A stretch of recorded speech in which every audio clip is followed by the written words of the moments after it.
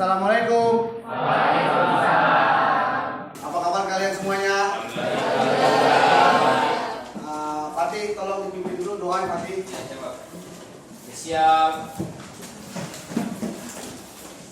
Belum mulai pelajaran, mari kita berdoa menurut agama dan kita masing-masing. Berdoa dimulai. Berdoa selesai, memberi salam. Assalamualaikum warahmatullahi wabarakatuh. Belum mulai belajar, Bapak absen dulu ya. Alia Marwa Ajija, Apriliani, Arija Ramburaya. Hari ini kita belajar tentang praktik perlindungan dan penegakan hukum. Anda kemarin kita sudah belajar tentang hak dan kewajiban warga negara ya. Sekarang kita masuk ke materi selanjutnya bab 2, yaitu tentang praktik perlindungan dan penegakan hukum. Nah, di sini ada kompetensi dasarnya ya. Mengevaluasi praktik perlindungan dan penegakan hukum untuk menjamin keadilan dan kedamaian. Ada indikator pencapaian kompetensinya. Kalian mampu menganalisis praktik perlindungan hukum ya. Tujuan pembelajarannya ya, nanti ada video, ada gambar. Kalian bisa dapat menganalisis praktik perlindungan hukum. Manfaat pembelajarannya, kalian tuh mampu mewujudkan rasa keadilan ya di masyarakat, di keluarga. Dari kita belajar hukum, praktik hukum dan penegakan hukum, itu tuh bisa mewujudkan rasa keadilan. Diharapkannya ya. Ya semangat ya, kita nyanyi lagu nasional dulu ya teman-teman semuanya. Ya Pak. Indonesia tanah air beta, pusaka abadi dan jaya. Indonesia sejak dulu kala tetap dipuja-puja bangsa. Oke, sebelum kita masuk materi pembelajaran tentang praktik dan perlindungan hukum, kita ada pretest dulu ya. Ini untuk saya mengetahui kemampuan awal kalian ya tentang praktik perlindungan dan penegakan hukum.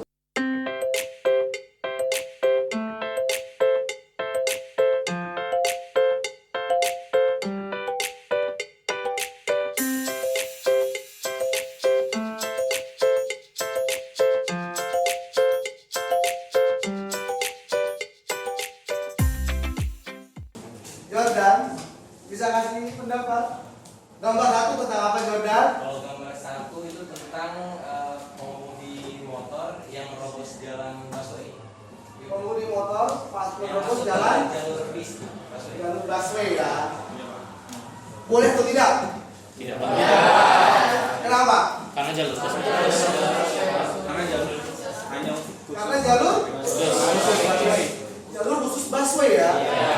Jadi kalau tidak ada aturan, kalau tidak ada hukum, semeraut ya? Semeraut ya. Kalau tidak ada aturan, udah jelas itu jalur untuk busway. Ada yang tahu apa itu hukum? Hukum itu merupakan sistem peraturan yang dalamnya terdapat sanksi norma-norma yang berlaku yang bertujuan biar mengatur perilaku manusia, mencegah terjadinya kekacauan, juga menjaga kestabilan dan keadilan yang ada. Dan dibaca dah. Apa dah? Secara umum peraturan yang berupa norma dan sanksi yang dibuat dengan tujuan untuk mengatur tingkah laku manusia, menjaga ketertiban, menciptakan keadilan, mencegah terjadinya kekacauan. Oke teman-teman, ini ada video berita tentang catatan penegak hukum yang ada di Indonesia. Laporan kinerja para penegak hukum dan HAM juga harus diubah, termasuk kinerja pemberantasan korupsi. Penegakan hukum yang keras harus didukung. Penegakan HAM yang tegas harus diapresiasi. Tetapi keberhasilan para penegak hukum bukan hanya diukur dari berapa kasus yang diangkat, Apa yang bisa kalian ambil dari video catatan penegak hukum? Hendra bisa kasih pendapat? Bisa kasih pendapat? Pada dasarnya hukum itu harus ditegakkan. Hukum itu harus Ditegakkan. Tadi masih ada yang buron ya.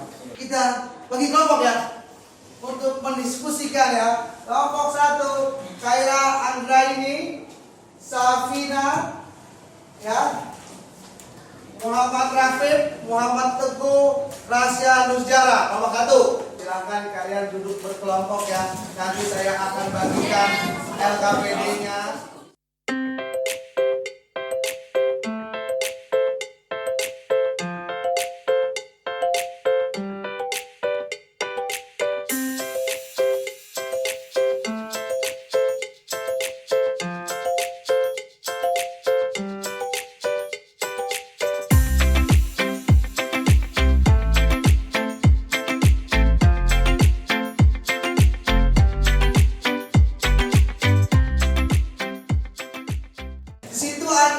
Kasus permasalahannya ya, teman-teman silahkan gunakan smartphone-nya atau internet atau buku untuk mencari kasus permasalahannya ya. Bisa kan? Bisa dong, ada bedanya dong.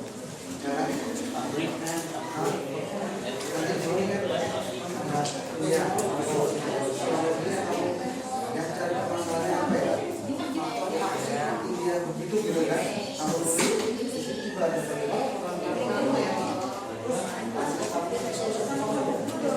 Nanti semuanya hasil diskusi presentasikan ya. Kalau ada cukup ya.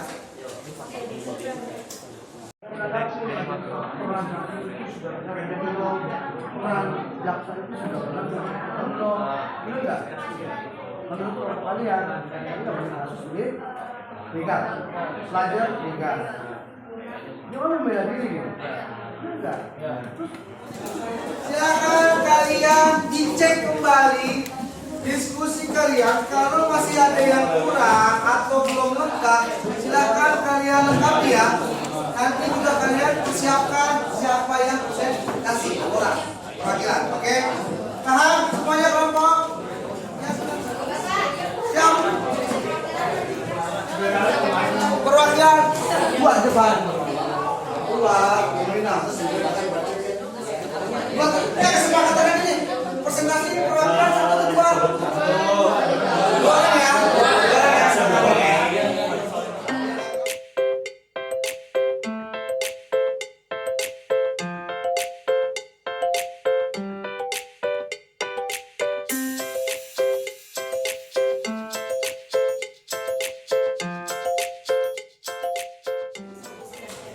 Oke, udah cukup semuanya ya. Kita undi ya siapa yang maju duluan ya. Udah belum tempat tadi belum? Kamu maju sendiri langsung. Ya, dari kamu berapa? 6. Silakan. Jadi kronologi peristiwanya pada Minggu 8 September 2019 malam hari, ZA berboncengan dengan pacarnya menggunakan sepeda motor dan melintas di desa Gondong Legi Kulon. Kemudian dia dihadang sejumlah begal yang akan merampas barang berharga dan sepeda motornya. Dan begal juga ingin memperkosa pacarnya ZA. ZA tidak terima dengan perlakuan begal sehingga ZA mengambil pisau di jok motor dan membunuh begal tersebut. Sekian dari kami, ada pertanyaan? Siapa?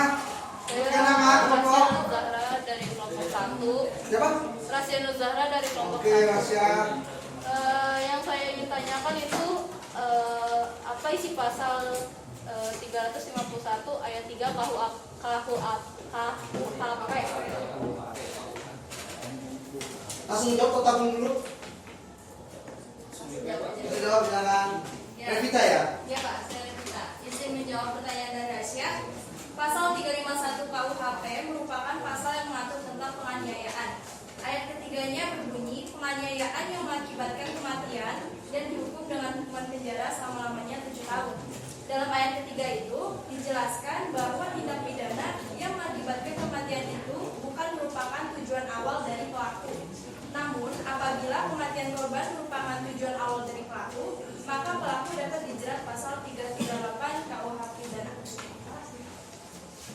Untuk kronologi peristiwanya itu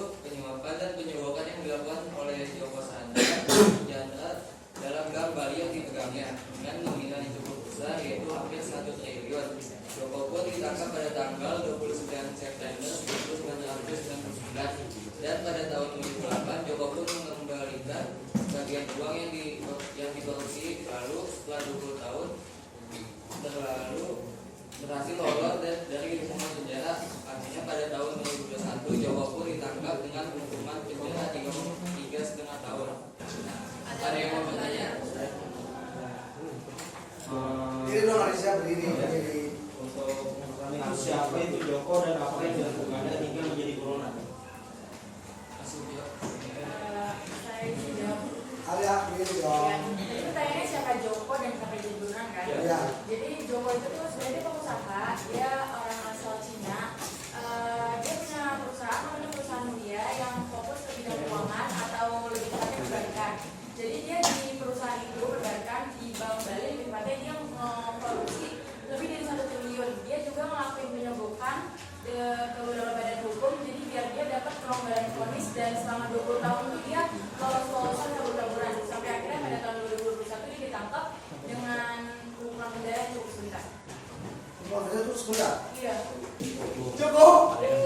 Alia cukup itu deh. Sekian, terima kasih. Kalau lebihnya mohon maaf. Wassalamualaikum warahmatullahi wabarakatuh. Waalaikumsalam. Ini udah kalian sudah presentasi semuanya ya. Dari kelompok 1 sampai 7 dengan permasalahan kasus yang berbeda-beda ya. Ya, evaluasi Bapak sebenarnya masih banyak yang bisa dieksplor dari permasalahan kasus tersebut. Ya, kalian jangan mengambil satu sisi aja ya. Ya, oke, sebelum ini kuisis dulu ya. Ya, ini tes formatif ya. Kodenya saya ulang, 212 541.